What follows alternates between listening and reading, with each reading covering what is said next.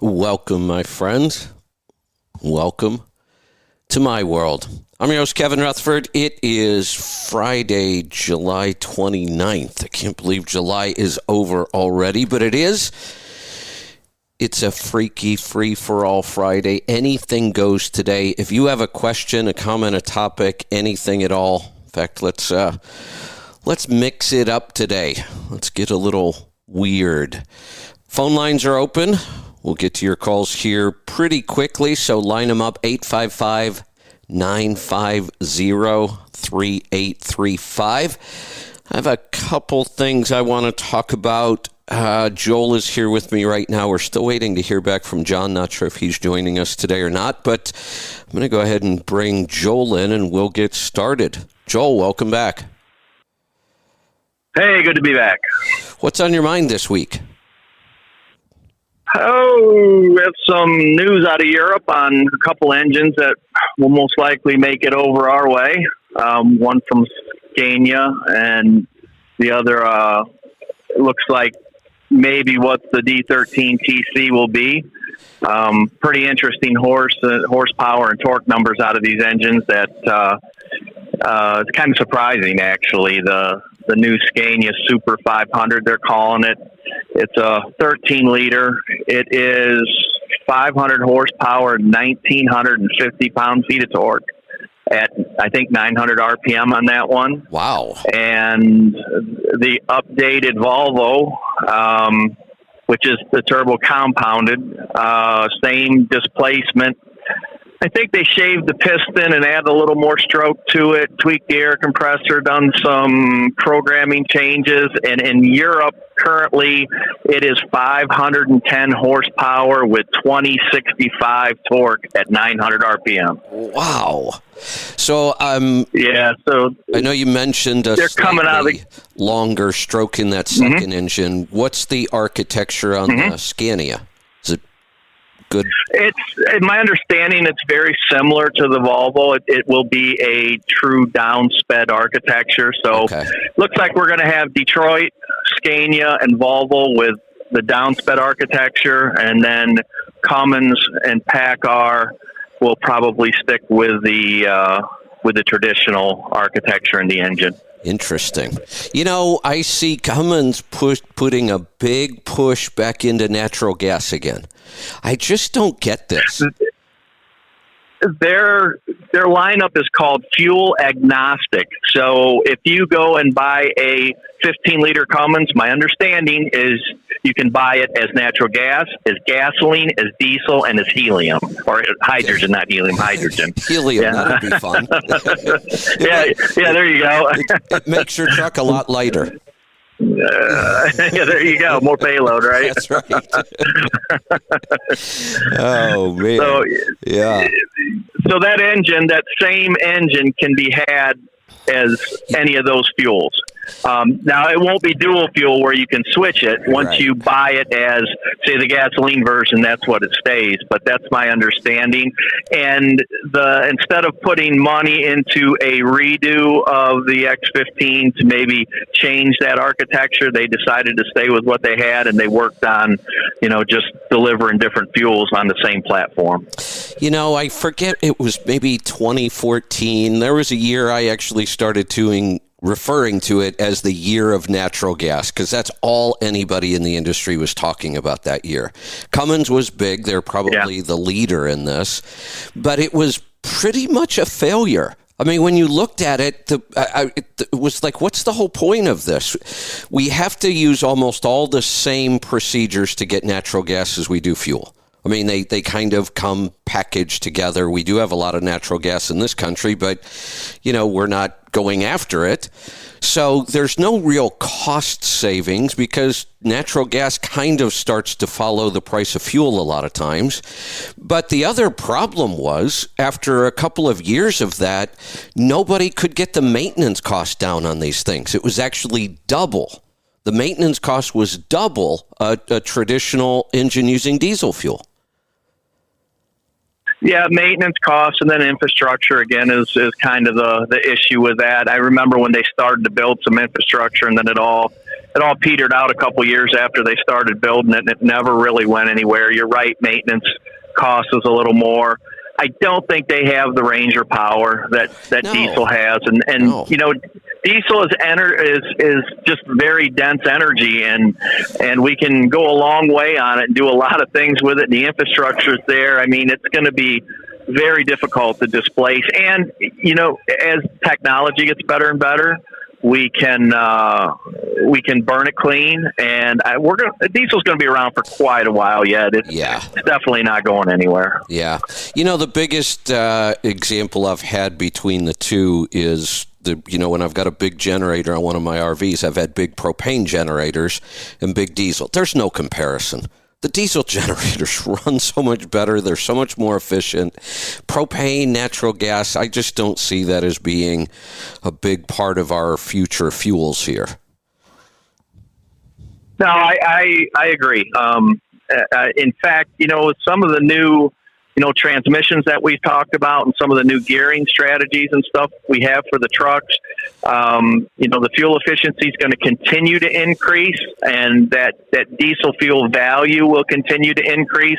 I know everybody loves to talk about electric and hydrogen and this and that. There's still major hurdles to overcome with both of those technologies, especially if you want to go any distance with any weight. Yeah. And, of course, that's basically what transportation is all about. How much weight can we get on? How far can we go? Exactly. So, for running around town, I get electric, garbage trucks, school buses, final mile deliveries, all that stuff makes sense.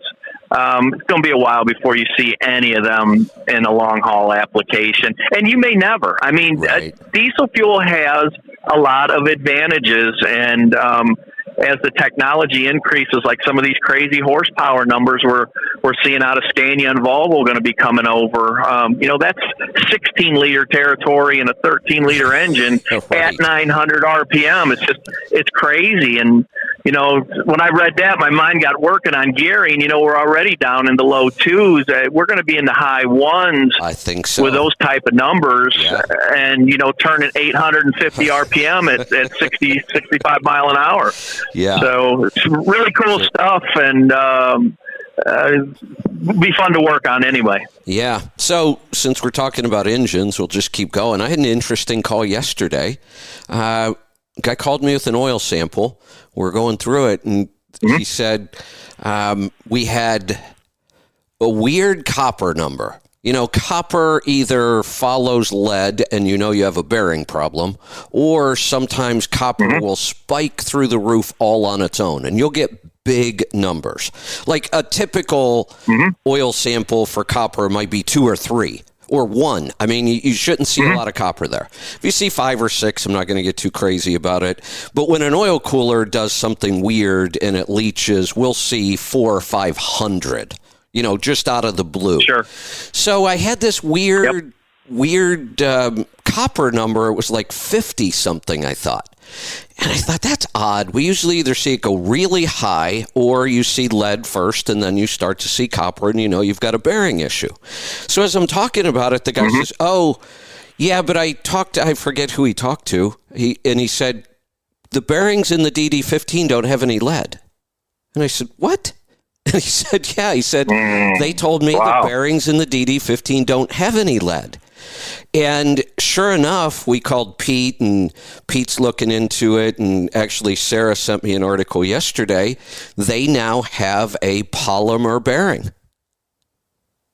Oh, no kidding. Wow. Yeah, the outer coating on the bearings are polymer.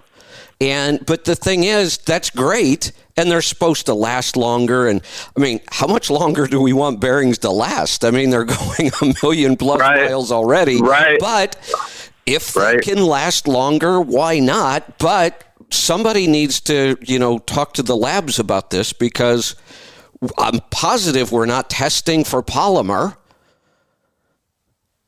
Probably not. So how do we know when we have a bearing issue now? Yeah, and I wonder what that does. All oils are rated for certain engines and whatnot. When we start talking polymers, with oil. I wonder how specific oil is going to become to a particular engine at that point.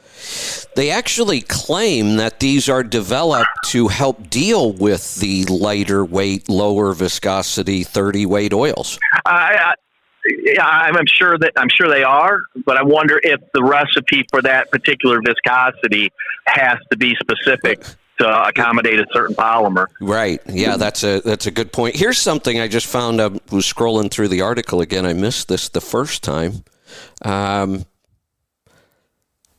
So here's what the article says. The first heavy-duty diesel engines using Moly's, M-A-H-L-E-S, Moly's polymeric lead-free bearings will appear on vehicles being introduced during the second half of 2016. Why didn't we know about this? Wow. Yeah, it's just something you don't really think about. You just automatically assume, and that's interesting. That's very interesting. Now, I'll do some digging around on that. Yeah. They always have to throw in some quote like this. And I looked at this quote and I thought, who wrote this? Because I don't think they did a whole lot of research. Now, I love advancements. If this is a better bearing, absolutely, let's do it. It's not any kind of a game changer because we really don't have any big bearing issues today anyway. But here's the quote. Overall industry testing indicates the new bearing system will offer significant owner-operator cost savings as well. And I thought, let me think about this. All the trucks I owned, all those years, what was my budget for bearings? Oh, yeah, it was zero. Yeah, here's what they're talking about, I'll bet, is it's parasitic drag. Drag on the crank. Polymers probably has less drag. They don't mention that anywhere, so I didn't even think about that, but I wonder if you're right. I'll bet you it's all going to be related to fuel efficiency and less drag in the crankshaft. Yeah, they really don't. All they really say when it comes to that is customer testing of polymer-coated crankshaft main bearings and connecting rod bearings also has shown remarkably improved performance. But they give no numbers as far as drag or fuel. They don't even talk about fuel economy. Interesting. Yeah. Kind of sounds like the guy that invented Slick 50 went to work for the bearing company, right? Isn't that guy in some federal prison somewhere or something? I don't know. He probably is. If he's not, he should be, right? Yeah, exactly. Oh, Jesus. Man. All right. So one other topic I had on my list here. We don't have any phone calls yet. Usually Friday they light up. Come on. Dial us up. Lines are open, 855-950-3835. I was lazy this week. I don't have a lot to talk about today, so call us up. Gotcha. One other thing I did see, and I've talked about this a little bit, but I never mentioned this possibility. We've been through these up and down cycles in trucking over and over and over. We know what to expect. I've been trying to warn people about the risks during a time like this, as the risk more so for owner-operators, but we've seen company drivers get screwed when trucking companies go out of business. They get left out on the road. I'm always shocked when these stories start to happen. These stories are coming back again. They always do in a bad cycle. I'm always shocked when trucking companies go out of business and there's all these stories of drivers who don't have enough money to get home. Is that crazy? I don't get it. Yeah. Really, I hear you. And look, I get it. If times are tough, maybe you have to take a bus. Buses are pretty damn cheap. I mean, if you're that close to the edge financially, man, that's got to be scary. I agree, but hey, I've got an actual kind of a success story on one of these lease operators that I wanted to share with you. We always hear the bad side and how potentially things can go wrong. It can blow up in your face. So a guy that I helped spec a truck. His friend had just done a lease purchase with one of the major carriers, and the truck has just had one issue right after another. He runs about 100 miles. The truck quits, and they tow it back. It's been towed like 5 times. He's been in a hotel for like 3 months. I mean, it's been crazy. That the lease company took the truck back, paid for everything, and gave him another truck. So that was really cool to hear because, I mean, it was just wiping this guy out, and they really stepped up and took care of him. So I guess that's one of the rare instances where maybe being a lease operator was a benefit to him. Brand new truck. And you just don't expect those kind of problems, and they stepped up and took care of them. So I was glad to hear that. I'm glad to hear that too, and that's good. One of the things people don't realize, though, is that when you have one of these problem trucks, when you're in a lease purchase, normally it's worse. And he probably experienced a lot of that. At least in the end, he got some relief here. But the problem is you don't own the truck. So you're the Correct. one who cares about it getting fixed right because you're the one stuck in a motel somewhere not making any money. But the dealership says, wait, this isn't your truck. They'll ignore you for the most part. You're not the one that makes decisions on this thing. So a lot of times when you have these major problems, you don't have a lot of say in all this when you aren't the legal owner of that vehicle. That's correct. And I was kind of watching this from afar, and they would relay me messages through other people. What could this be or what could that be? And I would give them some suggestions, and they were actually fairly accommodating in this instance. Good. Maybe not to the degree that I would have liked to see, but better than probably normal. And they done a lot of things for them. They went out of their way to try to get this thing running, and they just could not make it happen. They think, and sounds out there to me, but they think this truck was actually struck by lightning, and they think it's screwed with all the boxes. And because they would change one, they'd put another one on, and then another one would have, and it was just one after another, and I felt really bad for the guy. It's like, man, if I could take some time off, I'd go up there, but they finally just decided, you know what, we're going to put him in another truck. So there we go. Yeah, I have a fix for these kind of trucks. If it'll make it 100 miles, just make sure the next shop you go to is 100 miles from some really bad downtown area, and just take the damn truck in there. There you go. Leave it running with the windows down and just walk away. Just...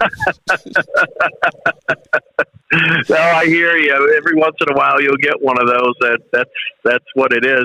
We've been fortunate. We haven't had one in a long time. I think, man, the last one we probably had was 10 years ago. That it was just one thing after another. Yeah. You couldn't work on it fast enough, and it was, Right. you want to pull your hair out, but.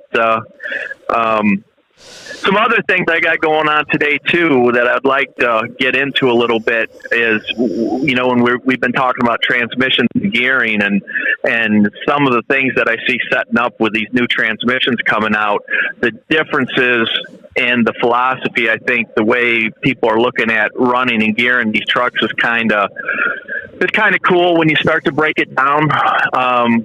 How Americans kind of look at the downsped thing versus how the Europeans do. Which one's better? I couldn't really tell you, but there's a definite difference there.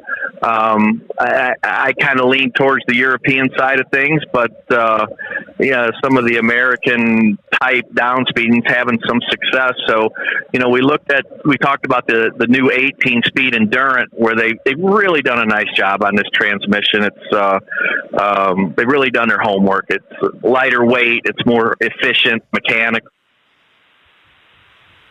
suited. It retains of how deep the reduction should be and the two ratios in overdrive. And to me, this kind of limits the transmission in a way. When you think about the amount of reduction, say my 14-speed I-Shift has, this allows me to run these very fast gears and still have very good startability. Where in the 18-speed, they have more traditional reductions, so we're going to be stuck with that same, 247 is about as low as you're going to go with it and maintain good startability, but they stretch the overdrive gears out a little bit.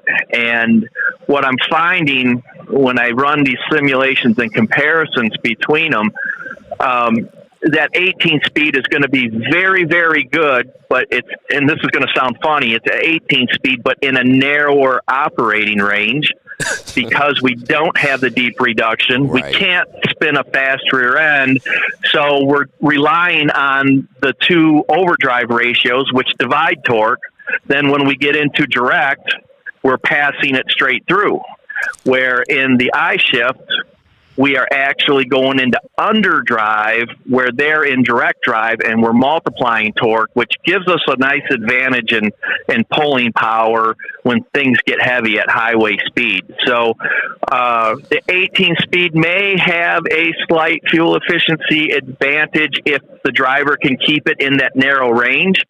The I-Shift's going to offer a much broader operating range and probably a little bit better pulling power as we get into underdrive at highway speed. So it's kind of cool running through all the different scenarios that they offer. I really like this new 18 speed that come out. I just wish they would have dumped a really deep reduction on it and could have used some different gearing, but they decided not to. Yeah, as you were talking about that, I was thinking to myself, okay, if we go back to when we had 9 speeds, you've got a limited number of gears there to try to stretch out and meet the different requirements you've got. You go to 13, you got a lot more flexibility. 18 gears and you couldn't find one to make it a deeper reduction? Come on. Yeah, that was my thought too. Why in the heck did they get deeper on the reduction? But they decided to stick with what they traditionally had run, and so it is what it is. But it is a significant upgrade over the manual as far as efficiency and engineering. It is a beautiful transmission. They've done a really nice job. I really like what they've done with it. Yeah. It's on par with the I-Shift, I think, as far as the engineering of it. I just think they kind of missed the boat a little bit on the down speeding part of it. Although this engine's going to be paired with a Cummins and a PACCAR, and they both have traditional architecture, so it may be a really good fit for those engines and make them very competitive in terms of fuel efficiency. So pretty cool stuff. That's kind of what I was thinking, is that is probably going to be the transmission we're going to want to spec for the Cummins and the PACCAR. Yeah, I think so. And if it were me across the board, I know they have the 12-speed Endurant, but that 18-speed is going to give you a lot more flexibility. I would put that on. I would take that before the 12 every time on a PACCAR or Cummins. Definitely. Yeah. Definitely will give you some flexibility and some options to do some things. The other thing I want to touch on real quick, and we had talked a little bit about this last week, is the idea when we're speccing trucks. And this has worked for years and years, and it still applies to the old manual transmission, is when we say to spec a truck to run in direct. So the idea here is that direct drive is more efficient than overdrive, and that is especially true in the older manual transmissions that, have the old style gearing and lube systems in them. So this new 18-speed that Eaton just came out with, they're saying, I've seen anywhere from 2 to 4% more efficient, and that's exactly the efficiency gain that you get from going from overdrive to running in direct. So they kind of solve that efficiency issue. So now we can start to run in overdrive and leverage the advantage of piston speed, slowing the pistons down. And that's something that I don't think a lot of people think about. The other part of that equation is, as we get stricter with emission controls, we have to really think about matching, the duty cycle and the piston speed up a little bit closer to reduce particulate just based on piston speed and heat in the engine. And that's something that I don't see, a lot of the engine manufacturers, or maybe not the manufacturers, the guys speccing the trucks are not doing a good job at that. We're speccing traditional gearing in these new engines. Yeah. And when we have that higher average RPM, we tend to see the soot loading issues, especially on engines with traditional architecture and that thrust load on the piston. So, it's really something that you need to understand if you're going to go out and buy a new truck, that the gearing should not look at all like your truck. Do not want to spec to run in direct unless you have just a direct drive transmission, and then you have the very aggressive ratio that goes with that, 2.16 or 1.95. Yeah. So there's some things you really got to pay attention to there, or you'll get into trouble. We're finding in our fleet that higher average RPM is just as bad as idle time in terms of sooting the engine up. Wow. So our target is keeping it below 1350. I like to see the trucks running at, 1025 cruise RPM down to 955. In that range, we see almost zero soot. Guys that tend to want to put it in performance mode and just run at 1400 RPM, we'll start to see some soot issues with those trucks. So it definitely has an impact keeping that average RPM low. And basically across the board, I think today most of the engines can run down that low as long as we've optimized the gear train to do that. Good. All right. Well, calls are starting to come in. I want to get to them here in a little bit. We do still have some room. Go ahead and jump in right now. We actually had a bunch. We lost a couple. We still have some to go to. There's one topic I want to go back to, though, because I want to talk about this. We're going to start seeing a lot of this stuff. There are some things you really have to be careful of in these down cycles. Since we already mentioned a lease purchase guy, a good story, let's talk about the thing that will happen during this cycle. It does every time. When you have built your business around that lease purchase truck that you don't own, you have no real legal right to other than what the contract says you have, and the carrier can take back the truck anytime they want. I mean, people love that term walk away lease. Oh, what's the risk? If this doesn't work, I'll just walk away. Well, that also means that the carrier can take that truck back anytime they want. Like, as crazy as this sounds, they can even take the truck back the day before you are about to make your final payment. Nothing would stop them from doing that. The contract would actually allow that.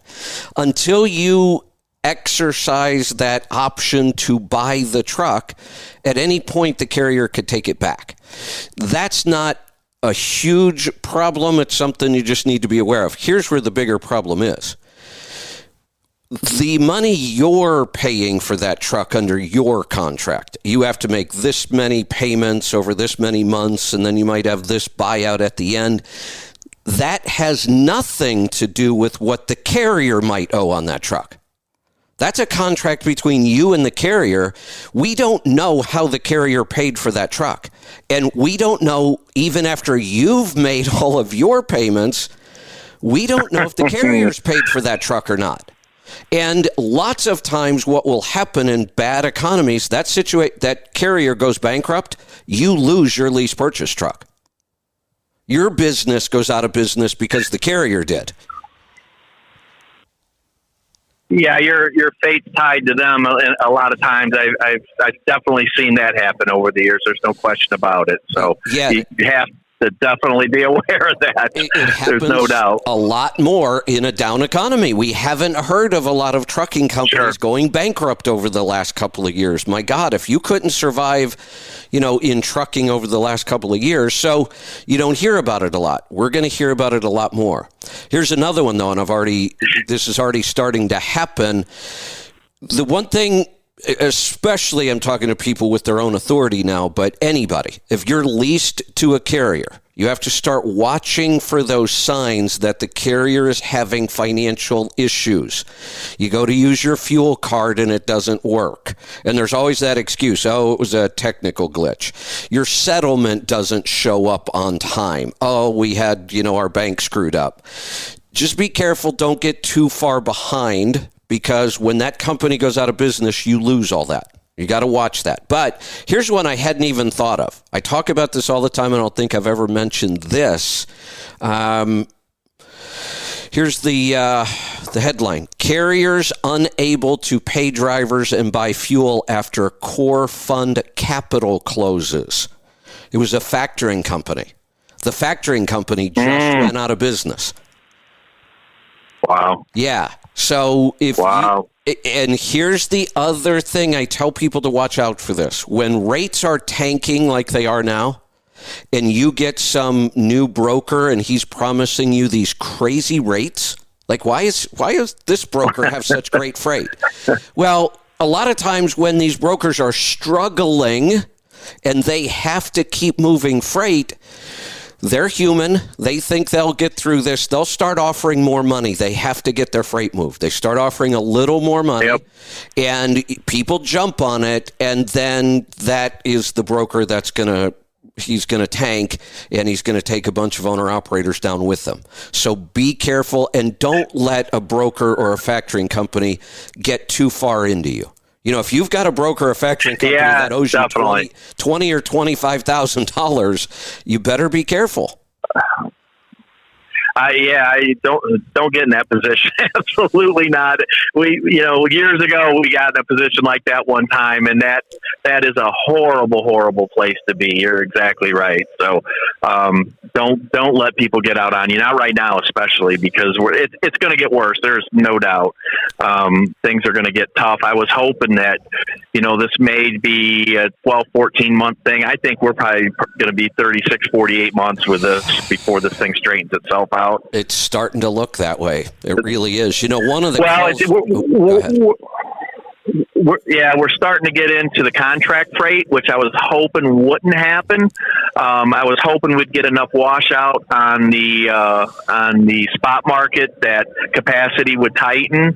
But I think all the damn government money that they pumped into it allows these guys to hold on, and they're not washing out. And so they're out there, and now it's bleeding over into contract freight, and that's going to start getting into the bit. So this could really start to snowball. It was really hoping for like a 12 or maybe 18-month thing, but I think it's going to go quite a while. You want to know one of the factors that's going to make that worse? And I've been thinking about this, and I actually found one the other day. I found this story. It was part of the whole port protest thing. They were interviewing, owner-operators that were protesting the AB5 law in the port. And the one guy said, I don't know how I'm going to make it. He bought a $160,000 truck on a 30-year loan. Oh, wow.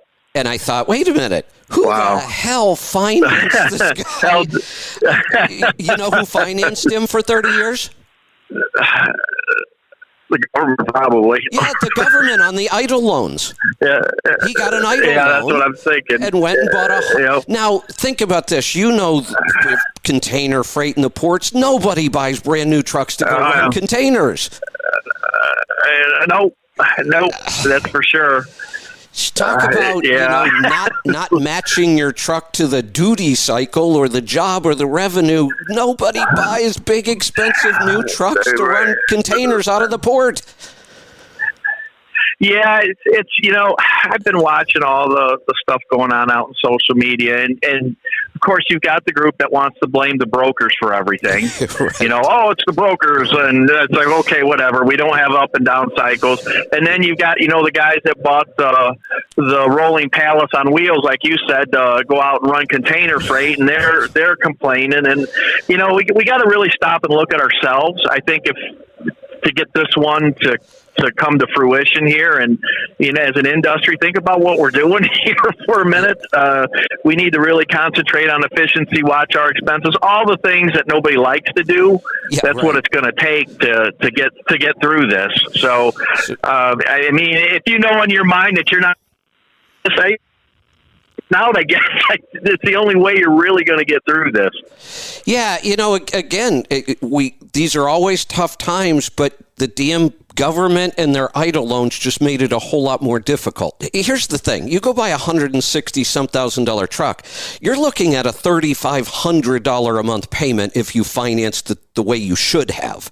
With a reasonably good down payment, no more than 4 years, you're looking at probably $3,500, maybe even a little more for a payment. But that's not what this guy, and look, he wouldn't have survived a year in the ports, no matter how good the economy was, with a payment like that. But his truck payment, it's only $1,000 a month.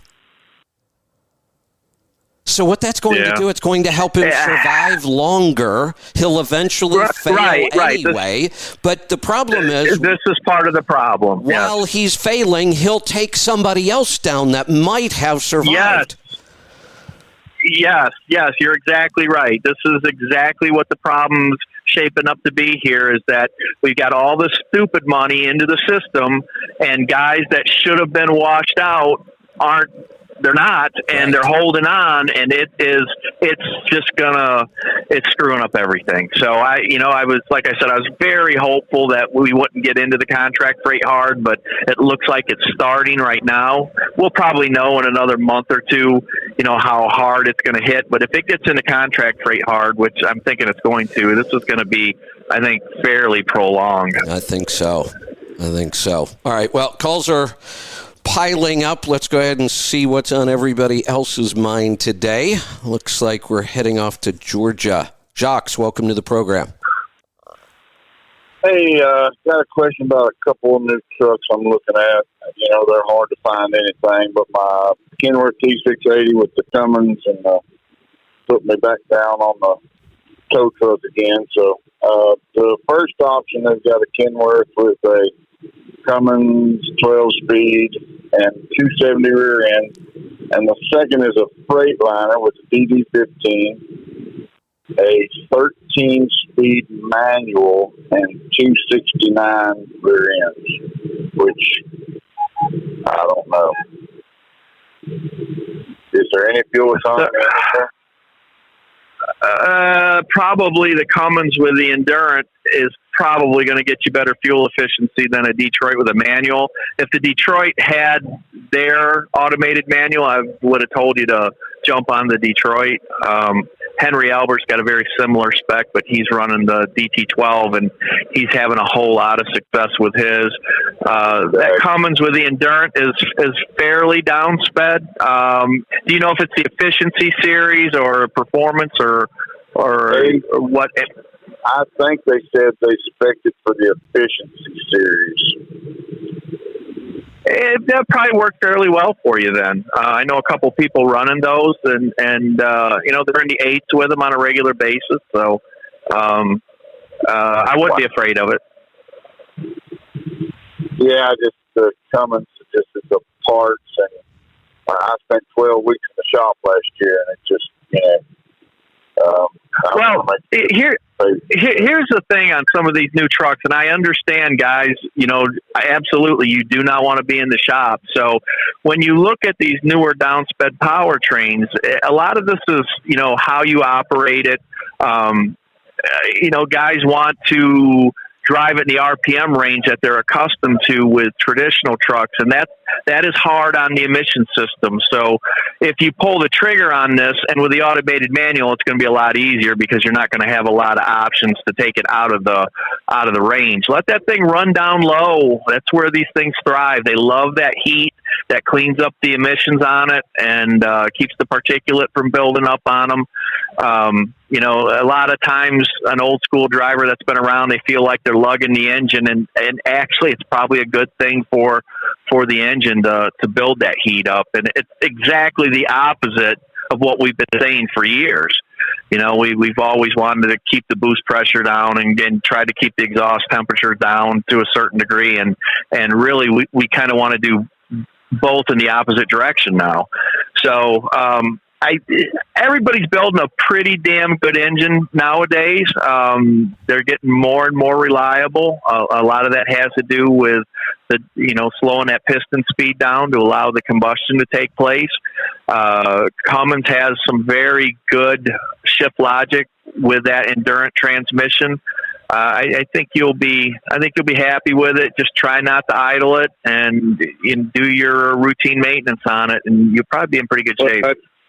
I've been using that max mileage for, 3.5, 4 years. And that's the one thing I was spending $2,000 every year on that Cummins, replacing two sensors, but the labor is almost $2,000. I think they were almost $900 a piece.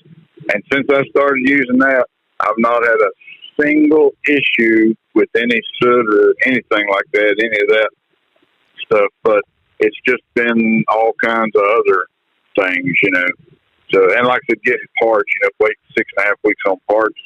They're like, yeah, and everybody's in the same boat as far as that goes. I know it's not what you want to hear, and there's not a whole lot you're going to be able to do about that, except getting very aggressive with your maintenance. If you have certain things that you do that works, try to do it maybe a little more often.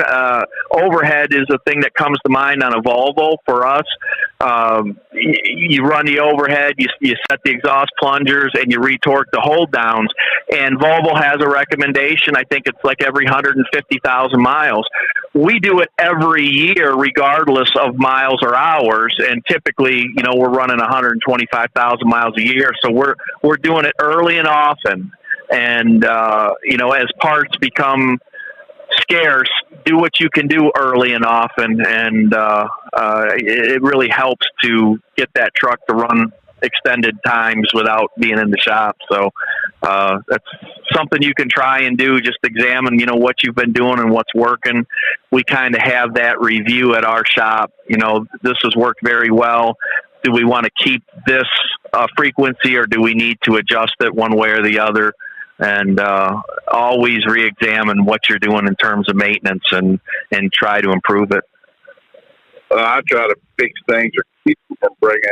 I lube every 10,000 or so, and people think I'm an idiot. They wait 80,000 until they change the oil.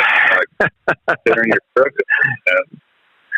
So, yeah, there's things you can do as far as lubing a chassis. I'm with you as far as that goes. I lube early. We pull oil samples. We're a huge believer in oil sampling. We've done it for years. I know obviously Kevin is, and that's something that really gives you a heads up on what's going on with your truck. There's no doubt about that. And if that's something that you're not doing, you should definitely be is pulling oil samples.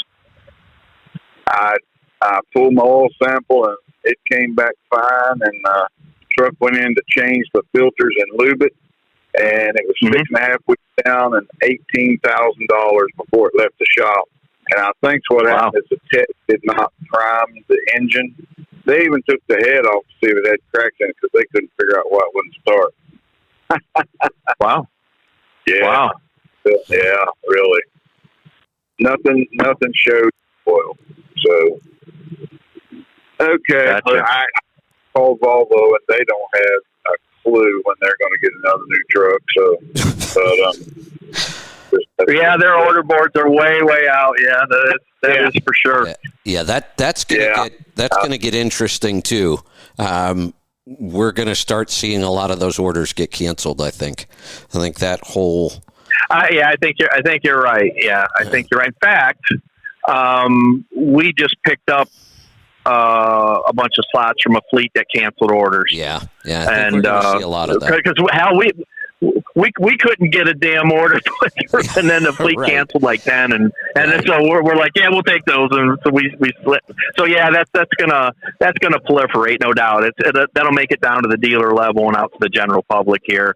I'll bet you in 3 to 4 months we're gonna. There'll probably be trucks sitting everywhere. So yeah.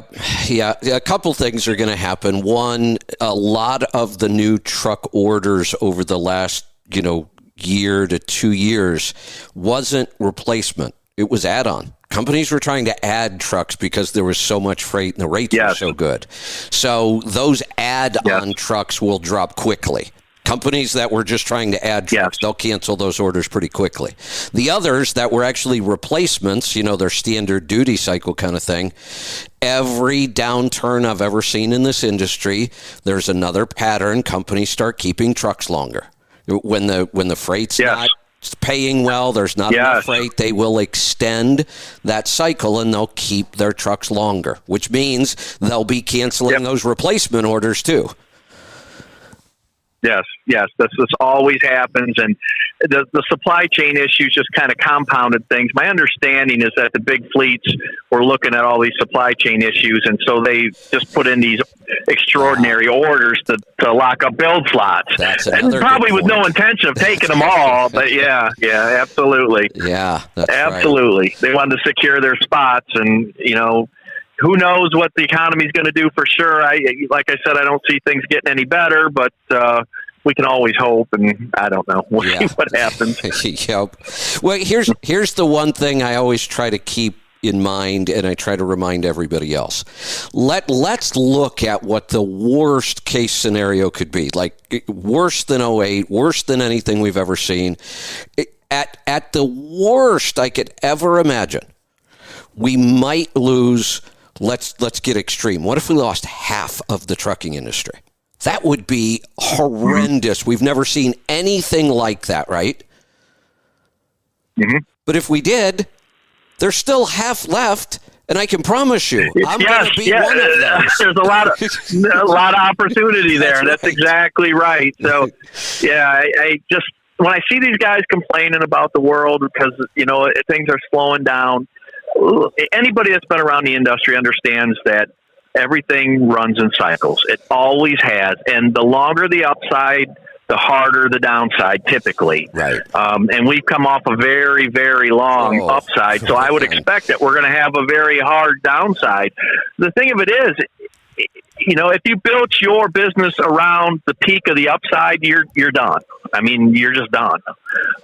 If you understood that everything is cyclic, then you're kind of putting your finances in an arrangement to where when things crash, you're still going to be able to operate, and that means watching your expenses and concentrating on efficiency. And the guys that do that, that's going to be the half that makes it through. Yeah. When we look at our industry and we look at other industries, we have some real advantages in bad times. Like there are some industries that can almost be completely wiped out in a bad time. Luxury stuff, RVs. Nobody needs to buy an RV right now. And they won't. Right. Those are the kind of things people will stop buying.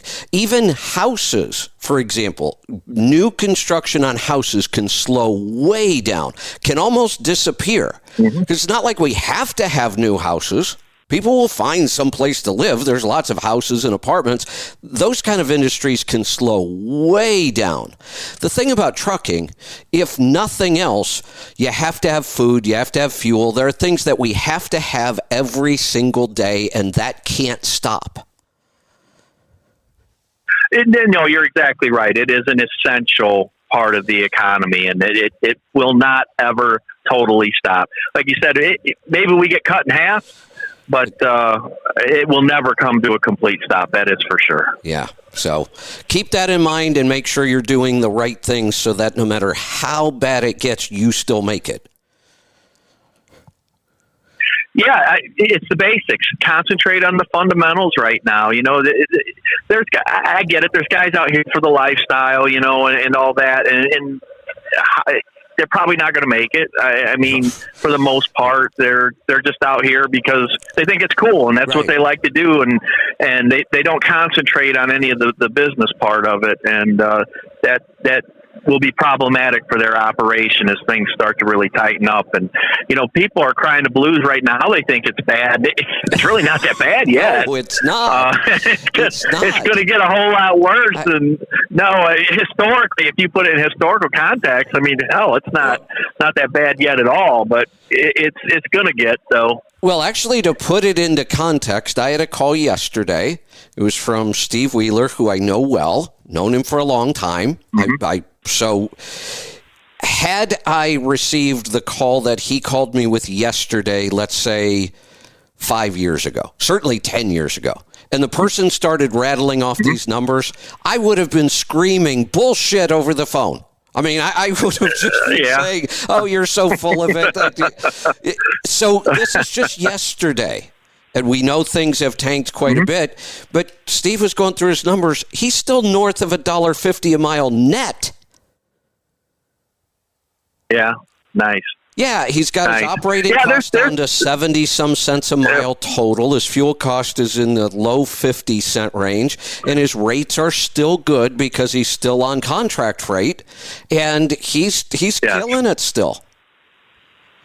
Yeah, I mean, as a fleet, we're doing well still. We're mostly contract freight. We've done very little spot market stuff, so we didn't have much exposure there.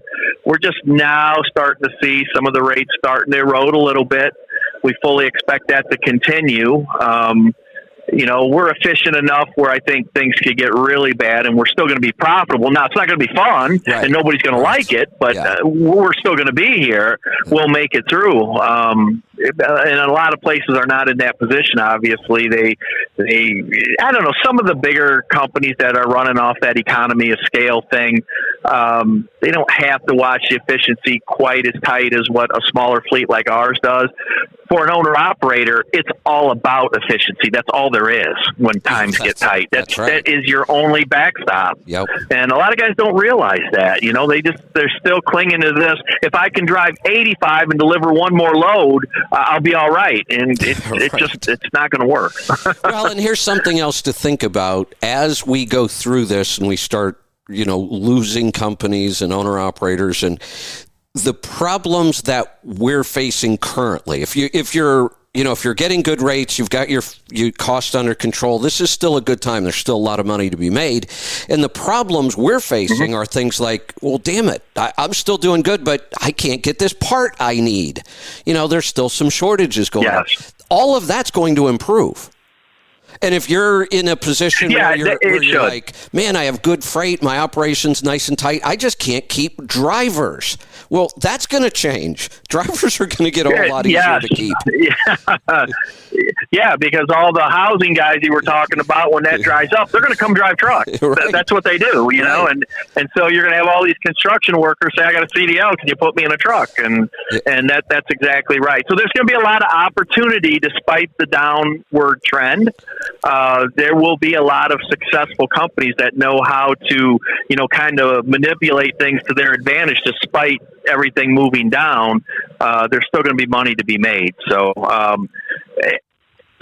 Pathway's going to look a little different. Like my fleet's going to look different than Steve Wheeler's owner-operator model that he's got going on. But there will be opportunity across the board. You just have to know how to look for it. Yeah. The other factor that I think is going to be different this time, and probably not in a good way, I think we're probably going to see more fleet failures this time because of this. I'm thinking back as far as I can remember. My first downturn I went through was in the early 90s. You would probably remember that one.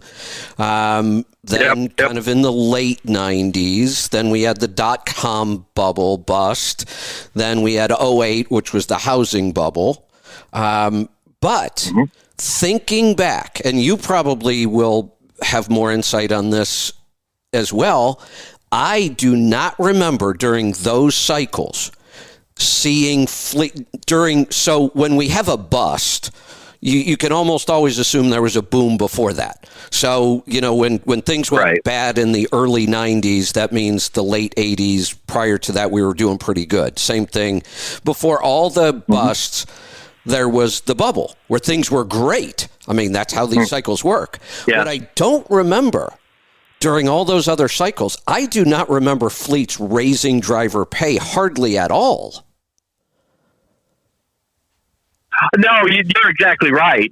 You're exactly right. And this is going to be one of those things that's going to be unique to this situation. And floater transportation has to deal with this because in order to keep drivers, we had to significantly raise pay. And so exactly how this is going to work, I'm not 100% sure.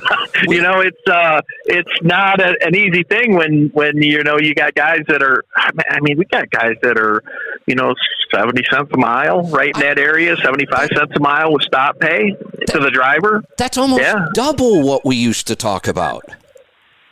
Oh, yeah. Absolutely. And that did not happen in any of those other cycles. Driver pay almost didn't budge during those cycles. Never. Yeah, absolutely never. That's exactly right. Which, I love the idea that the drivers can make more money and they should make more money, and I think that is the right thing to do because I think the industry kind of took advantage of the drivers over the years in certain ways. So I love that has happened. Exactly how this is going to change the dynamic of the washout, I don't know yet. I'm pretty confident in our position. I think we're going to be fine. I think the companies that, focus on efficiency year round and focus on expenses year round, I think they're going to make it. And then when things do wash out, I think they're going to be just that much stronger for the next, as things pick up and get good again. We're going to see a little bit different industry on the other side in terms of pay and benefits and whatnot, which I think is a damn good thing. Yeah, I think so. I just think we can say we've been through these cycles, we know how they work, but there's some pretty unique stuff about this one. All that government money, the fact that we actually have owner-operators out there that are financing trucks on 30-year idle loans, that's a new factor. Company drivers making $100,000 a year, that's a new factor. That was... Yeah, and you know what's crazy about this? Of course, me and you, we come up when it was shit and you were broke all the time. Right. It's like my stepson. He's knocking down $100,000. He expects that. It's like, oh, fuck, I won't work for less. It's like, geez, oh, Pete, kid. You know what I mean? But he's got no way to put it in context with anything that happened before. Things got really good there for a while, and his limited experience, that's all he knows. Right. And it's just, you just shake your head like, damn. And of course he's going to expect that. Why wouldn't he? That's the reality he knows. Yeah. No, wait a minute. This is what I've always gotten paid. Why wouldn't I expect this? Right. That's exactly right. You know what? I just thought about something I would have never, when I was coming up, thought, I'm a company driver. I'll be knocking down $100,000 a year. I never, ever even thought about that. You think at 62, 65, I'm doing all right. But 100, it's like, wow, yeah. Well, and crazy. Here's a new trend we'll see, and we'll just have to watch what happens. Human nature, we know how it works. If you make $100,000 a year, guess how much you're going to spend? Oh, yeah, there's no doubt. You're going to spend 110. That's what you're going to do, yeah. Exactly. You make 100, you're going to spend 110. Now, typically, when drivers kind of wash out of trucking, they go get a factory job or a construction job, probably pays pretty close to what they were making in trucking anyway. Not anymore. Mm-hmm. When these guys wash out of the industry making $100,000 a year, where the hell are they going to go? Well, and that's why I think this dynamic's going to be it's going to get funky on the other end when things start to improve, because when you get these construction workers that come in, if they can make more money than when they were working, we're going to have a labor issue across the board on the recovery, because the pay thing is just all over the board right now, and it'll get interesting on the opposite side, no doubt. Yeah. All right, let's grab a couple more calls. Let's go to South Carolina. David, welcome to the program.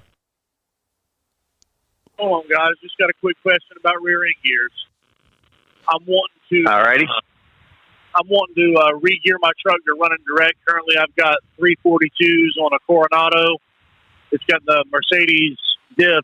So, from what I understand, my options are a little limited as to what gear sets I can put in it. My rebuilder can get, I think he said 285s. How would that work for running in direct, and what would be an ideal speed with a 12.7 Series 60? Oh boy. Yeah. You could do it in direct if you don't mind running 55 to 60. I typically only run about 62 to 65 anyhow. You know that I'm already driving a brick wall into the wind. Yeah. Being it's a non-aerodynamic truck.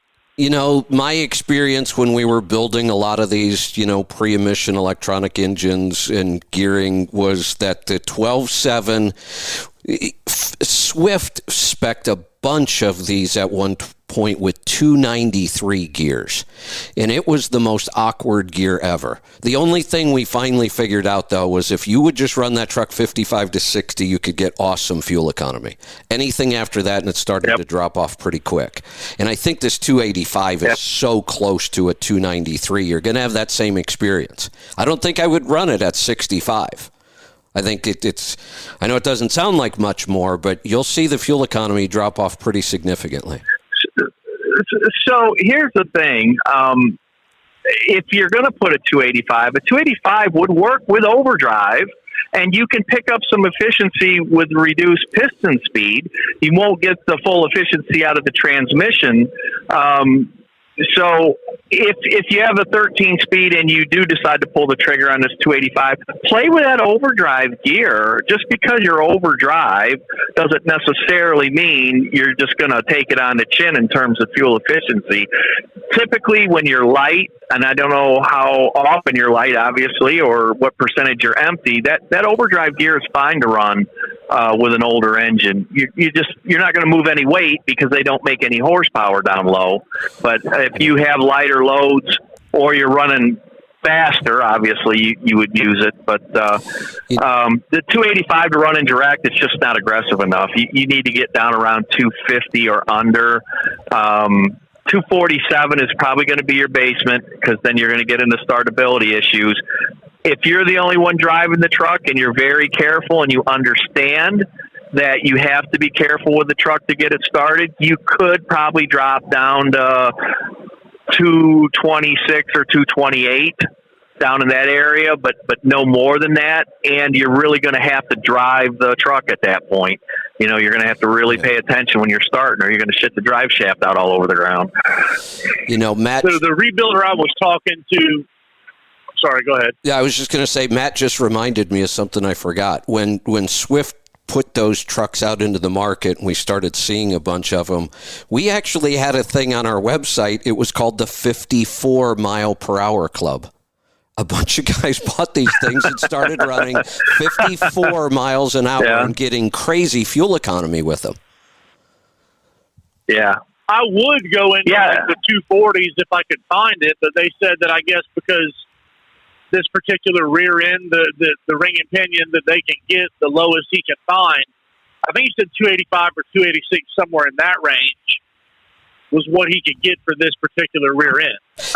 That is I had a friend that I had a friend that bought just a cutoff cheaper than he could re-ratio what he had, right? And he switched everything over, and he's fairly cheap.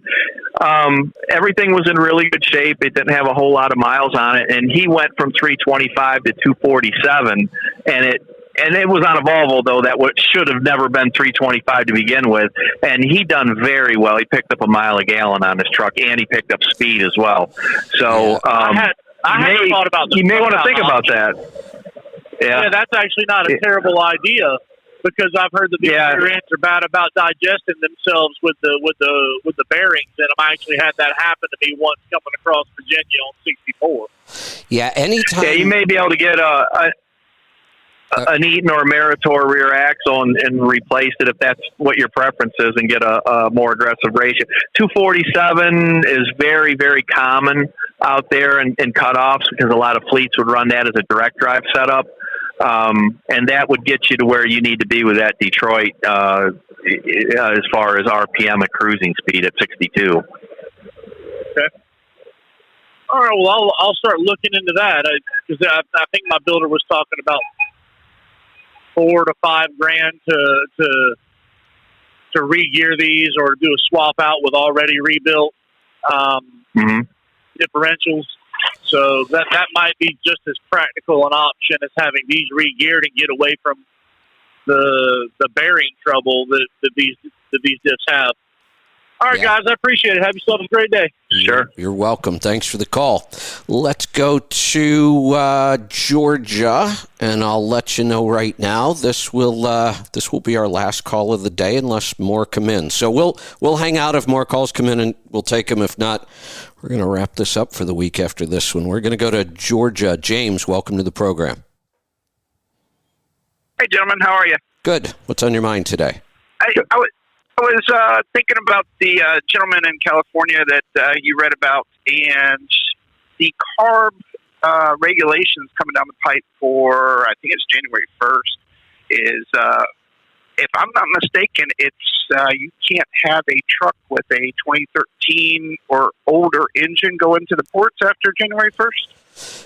That's possible. I don't even try to keep up with those regulations, but I know they're out there, and I know the ports are the strictest.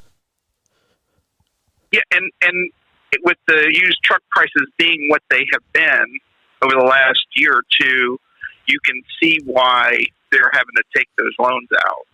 Well, wait. To get in there. No, I kind of get what you're saying, and that's right. And it sucks that the ports are the first ones that have to upgrade because they're the ones that make the least amount of money when it comes right down to it. But a 2013, think about that. That's a 10-year-old truck now. There's a big, big difference between buying a 2013 and buying a 2022. I'm not justifying what he did. Don't get me wrong. Yeah, I get it. I think we're going to see this a lot more. Right. I mean, I was even saying the other day, and now that you brought this up, I was saying the other day, hell, if I were running in the ports, I'd be buying old, electronic pre-emission engines. Hell, I might even go to a mechanical engine, except that you can't. Well, not in the California ports anyway. There's still ports, people are pulling containers, you can still run mechanical engines, my God. So, yeah, I get it. They are forced to upgrade a little sooner than the rest of us, but we're still talking about 10-year-old trucks that are still legal in the ports. No, I understand. I just was trying to make sure that you couldn't just go out and buy a mechanical engine and go into LA Long Beach and run that now. Right. And with AB5, that just adds a level of complexity. Yeah, between the regulations in the ports and AB5, I mean, is California just trying to destroy the trucking industry in that state? They're working on it, for sure. Yeah. Yeah, and unfortunately, it's going to affect all of us because, this is a nationwide industry, and we are affected by what California does. Let's go to Florida. Mark, welcome to the program. Kevin, yes. This is Mark. I'm in Florida today. Last time I talked to you, remember I called you and told you I was overpaying for a dispatch service, and it was like 28 cents a mile, and you're like, you're crazy, insane, get rid of her. So I did. I remember, yes. So I did, and it's just been better than I could expect.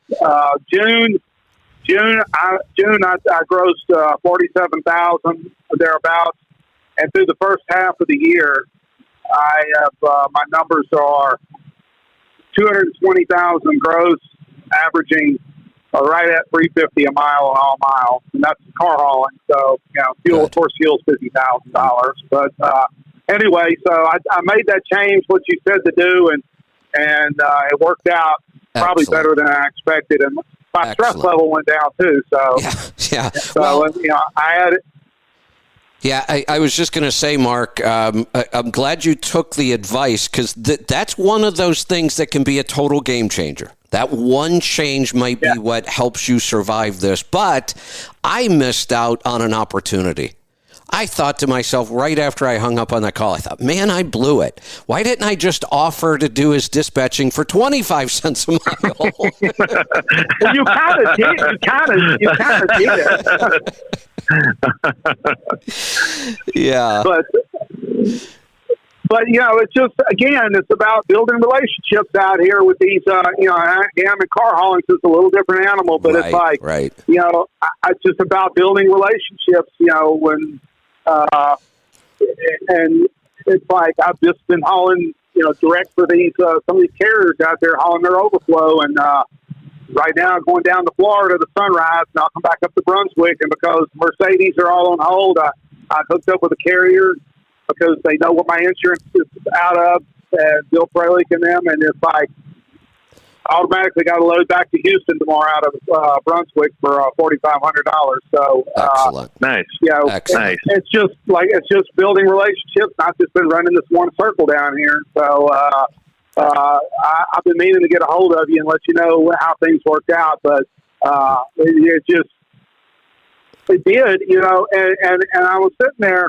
Because I about fell out of the bunk when I looked and saw that I was paying almost 28 cents a mile. But I'm like, it's like people ask me, how am I doing? And I told the guy this morning, I said, you have to know your numbers. I said, if you don't know your numbers, you're not going to survive. There you go. have to know everything about them. And you have to know everything about them. And I was telling him about my numbers, and I said, you have to know these things, because if you don't know these things, you're going to go broke out here, because you have to know it. And you've preached that for so long. And, I thought I knew my numbers until I hired Paul as bookkeeper. Now it's just like, I know what I'm doing out here. So it's made everything a lot easier. The stress levels go down. And in fact, getting rid of that lady that was booking my loads, it's like, now I'm doing what I want to do. I don't have to look down there and find out I've got 6 pickup trucks that don't really fit on this trailer. And like, how in the shit am I going to do this? And, so now it's just like, I do what I want to do, but it's like, I know what I'm going to make, and I know what and it's like I make 3 or 4 phone calls a week, and that's it. I'm working. So it's like, excellent. And I got a relationship with the person that runs the loads out of the West Point Kia. If I just text her, she goes, "Any load?" Yeah. She goes, "What do you want to do?" I said, "Well, beggars can't be choosers," or whatever. And I just thank them for everything they give me. And it's like, when you show appreciation and show communication and all like that, it's like, they'll bend over backwards to work with you, and because they're just looking for people that are responsible, and they're looking for good attitudes, and if I'm making money, I got a good attitude. So yeah, Mark. First off, thank you for the feedback. You just made my week. I love calls like this. But what you've just discovered is, in this industry, as much as we talk about all the problems and all the challenges, and there are clearly, things that are tough in this industry, but the one thing I've always tried to say, there's almost no competition out there. There really isn't. No, there isn't. I'm like, I told my bookkeeper yesterday, I called her, I said, why isn't I making money? And people sit there complaining about not doing this, because it's not really that hard. It's like I don't even feel like I work. I come out here, I load up a load of cars, and people pay me a whole lot of money to haul them, as long as I don't screw everything up. And it's like, right. I don't even feel like, somebody said, how long are you going to work? I said, well, I don't even feel like I'm working right now. It's like, I just go out and load up a load of cars. That's the hardest thing I do, is load the cars. I get my exercise and everything else. And, and so it's just, about, and it's just about managing your, the odds and ends, and making sure you have good financing and good relationships, and you got to know your numbers. If you don't know your numbers, you will fail. There you go. There you go. So people always complain to you about that. They call, they don't know, but it's like, when you do, it just makes everything easier. Well, there's such a great example in here. Joel, think about this, because I changed my opinion on this several times over the last couple of years. When these dispatch services started popping up, and I remember a time where nobody even talked about a dispatch service. I don't even think they existed. This is a fairly new phenomenon. Right. When they first popped up, my thought was, you must be an idiot to pay somebody to do this. Why would you? But then as we progressed into this, really high paying freight everywhere, I started thinking, you know what? For some of these guys might not be a bad idea. Just stick to what you do well, which is drive the truck, and there's so much freight and it's paying so good. Maybe that extra expense of having a dispatcher is not that big of a deal, and it keeps you from doing all that, and you can just go out and make money. So I kind of changed my mind and thought, you know what, if you're really knocking it down and you don't want to do that work and you're paying somebody else, no big deal.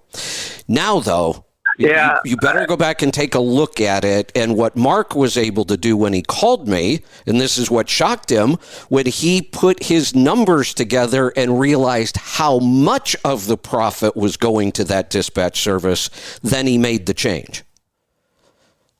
Immediately. Yeah, I went right. on Friday. That Monday morning, I sent them a letter. I said, effective immediately, our relationship has ended. Yeah. And I explained why. I didn't say his personalities or anything. I'm going to say it's cost. I laid out the numbers. These are the numbers, and this is what I'm paying you, and this is too much. Yeah. Sorry, exactly. nice knowing you. Yep, exactly. Yeah, Joel, what were you and gonna say? no, It's just business.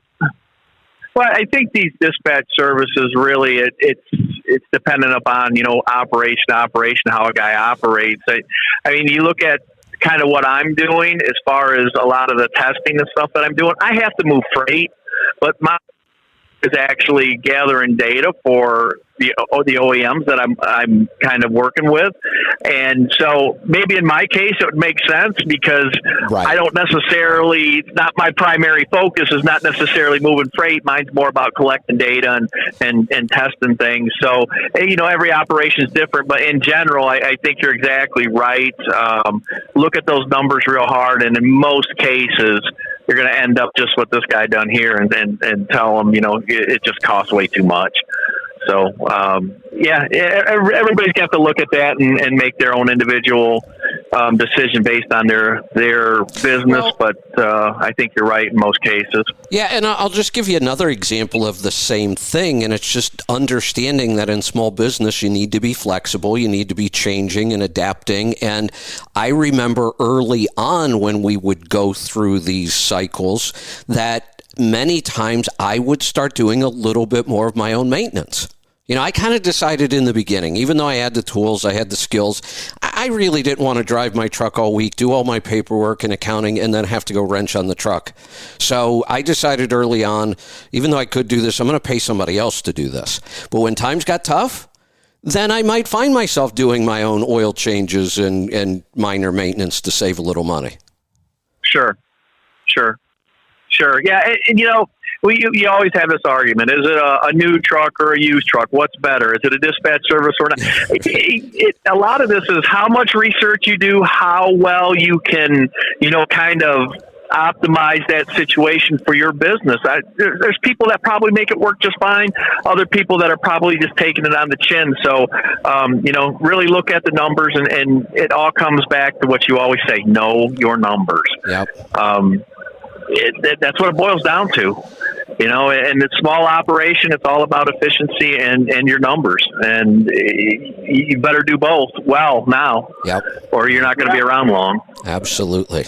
Yeah, you have to know, because even when times are good, you have to know, because it was like I was paying what was equivalent to be a full-time employee that would be dedicated to make 3 phone calls a week. And it's like, that's absolutely insane. Yeah. That's just insane. Yeah. It's like, no. It's like, and I do it better because I know where the hell I want to go, and I know how I want to haul this. I know the lane.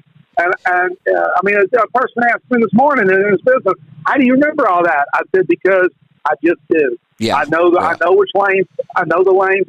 It's almost like the same lanes in the sky the airlines run. You run these point to point, hub to hub, and it's like you just have to. And then it's constantly when I figure out what this pays, it's like I know what my empty miles is going to be. I add it together, and it's like, I mean, I sat there and I called Paul. So I got my numbers because for the first half of the year, and I added because I took what she had on my my income statement, but it's like I put in what was out. I had like $30,000 outstanding in accounts receivable. Last month, the last week of the quarter, I made $14,700, and I added all of those outstanding into there, and it come up to $220. And I took I'm within 1,000 miles or a couple hundred of what my miles because of my IFTA, and I just divided it and was like, it came back to $349 for all miles again, and I'm like, I guess I'm doing okay. Aren't numbers amazing? Awesome. Yeah. See how clear the numbers make everything?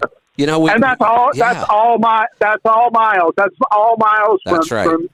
I mean, when I got to go to the shop or whatever, if you look at that and you say all miles, it's like you're getting paid even when you're not even working because it's like you're still. I guess that's what they mean by passive income. It's like, okay, I did all this, but now it's like it makes it all crystal clear, and it's There you go. You just have to do it. The numbers don't lie. I mean, you can make them lie, but they don't. When you just look at what you're really doing, it's like it's amazing, and it's like it makes you like. I mean, I keep telling my bookkeeper, I'm like, am I a real car hauler yet? She goes, yeah, you are. I said, well, I don't really want to do that. I want to jinx everything because I don't feel like, I mean, this is so good that it's like, I mean, even in these bad times that they're saying, it's like, and one day maybe it'll just fall off the cliff, but it's like, you said 3 years ago, prepare for this, get your cost of capital low, get a good interest rate, and prepare. And it's like, I was like, that's only common sense. But I don't think people listen to you, and now they're crying. So I did listen. So even though I've made every damn mistake in the book get started, and it's like I did everything wrong, but I don't know, somehow it worked out. So, excellent. Well, keep it up and keep checking in. Joel, can you hear the excitement in his voice? Isn't that awesome? Yeah, that's definitely awesome phone call. Guy's very passionate about what he does. He's understanding things. He's digging the efficiency part of it and watching his expenses. And just a great call. Love that. What a great call to almost wrap up the week. We have a couple others, and somebody called in yesterday or someday this week. I was talking about a bundle of our courses. I have like 4 courses online that would really help an owner-operator, and I talked about putting them together as a bundle because we could really use some help right now. And Mike called in, wanted an update. Mike, I have not called Aaron yet on this, so I will I'll try to get on this afternoon. We'll get it done. I'll figure it out. We'll come up with a price. We'll bundle all 4 of those courses. We also have an oil sample, so let's grab that call. Jim in Ohio, welcome. Good afternoon, Kevin. How you doing? Good. So are we going to be talking about fuel injectors? Well, I'm not sure because I idle the truck a lot because I don't have an APU on here. Okay. And when it's like 95 degrees outside, I tend to not want to sweat in the bunk. So. Okay. Then that's the one thing that's leaping out at me. Yeah, so the reason I asked that is because when I pull up your oil sample, it's pretty obvious it's right there in the middle of the page. Fuel dilution historically, if we go back to August of 2020, the oldest sample I have, it was 3.4. And if you would have called me, I said, just ignore it. Don't even think about doing anything. But then March of 2021 jumped up to 4.3. That would have been one where I would have struggled. When we get above 4, we start looking at other factors. But the other factor is when we have fuel dilution, that lowers the viscosity, and we start worrying about wear metals. Well, you've never really had any wear metal issues to speak of. So, now it's, 4.4, 4.7. This last one actually dropped down to 3.9. But we still aren't seeing any wear metals. So I would just ignore this. I would not mess with the injectors. I think we're much more likely to create a problem than we are to fix one. Yeah, and I just had the overhead run about 35,000 miles ago, and you see the soot got lower on this one too, to a 0.2. Yeah, which is good. Whatever they did on the overhead, somebody did it right, because we saw an improvement in both fuel dilution and soot, which is a good sign. Yeah, absolutely. I just wanted your opinion on this fuel dilution situation, and I think I'd ignore it. It's just kind of, yeah. I think I might just keep the oil in here, and then I'll just check it again at 50,000 and see how it looks. Yeah, and maybe hopefully it'll drop. I don't know. Yeah, this oil's still fine. There's nothing wrong with this oil whatsoever. Actually, after the overhead, a couple of numbers improved. I would leave this alone. Sounds like a plan. All right. Thanks for the call. I appreciate it. You're Have welcome. a good day. You're welcome. You too. Hey, Joel, speaking of injectors, I was talking about this the other day on the show. I was watching, it's been just screaming hot here lately, which is unusual for us. So I haven't been doing a whole lot outside. So I was kind of binge watching this show on cruise ships, and it was kind of funny because they had to change a fuel injector. The fuel injector was like the size of the mechanic. One guy could barely carry a fuel injector. It was hilarious to see it. Yeah. Some of those big ship engines, what are they? Wartzell, that German company that makes them great big two-story engines. They're big two-strokes that turn about 400 RPM, and them ships are crazy. Yeah, right. Pistons the size of a house, and it's just nuts. Yeah. Yeah. The funny thing was they show the guy carrying the injector, and it's so big but here's the interesting thing. Carrying the injector was the hardest part about the whole job. Replacing that injector was actually really simple. I mean, they have this giant cover. The cover comes off. So it almost looks like kind of a valve cover kind of thing, but they're individual. So it's got this giant cover over the injector. You take that off. It was like one hold down bolt. The whole giant injector comes out. They lube it, drop another one in, tighten the bolt, close the lid, and off they go. Nice. Yeah. Nice. Yeah, nice. I'm like, man, you can't change an injector like that on a truck. It was so easy. That's pretty cool. Yeah. I thought that awesome. Thought that was pretty wild. All right, anything you want to close with? Hopefully I'm going to have my purple truck on the road here soon. I will be getting a hold of you because I got to get this thing on fuel gauges and get all that set up. I'm probably going to be out west towards the end of September. And we may be shooting some video and stuff out there. And if I get out that way, I'll try and swing over and bring the truck over and let you take it for a spin and whatnot. Yeah, I'd check love it all to. out. Let's stay in touch on that and keep bringing that up because I've got I started getting invitations to speak again. That's kind of new. I haven't gotten any. Oh, really? Nice. Yeah, I haven't gotten any in a couple of years. Well, for one, I started turning most of them down. I didn't really want to go travel and speak. And then, the pandemic hit, so nobody was doing anything then. And just out of the blue now, I'm starting to get invitations. And one of them, it's not that I gave them a crazy, crazy high price, but I really didn't want to go. There's a lot of travel, so I thought, you know what, I'll give them a price and see what happens. And they jumped right on it. So I'm like, all right. Oh, wow. Hey, I've certainly charged more than this before, but it's a price that makes it worth going to do. It's a good group. I'm kind of excited about doing it anyway. So, but I'm probably going to combine that with some travel in the coach, and it's back in on the East Coast. So I'm not sure when I'm going to be taking off out of here, but let's just stay in touch, keep coordinating on that then. Yeah, maybe we can meet in the middle somewhere, or if you're coming through Ohio at some point, swing by, however, we'll figure it out. But I should have it soon. I think we're going to do a handover here, probably the beginning of September.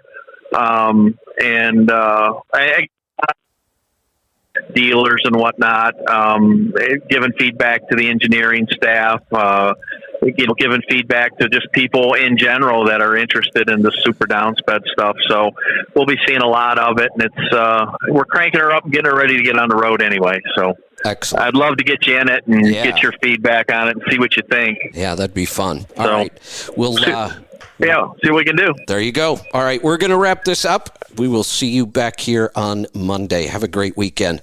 Be safe, be profitable, be fit and healthy. Always do the hard work and master the journey.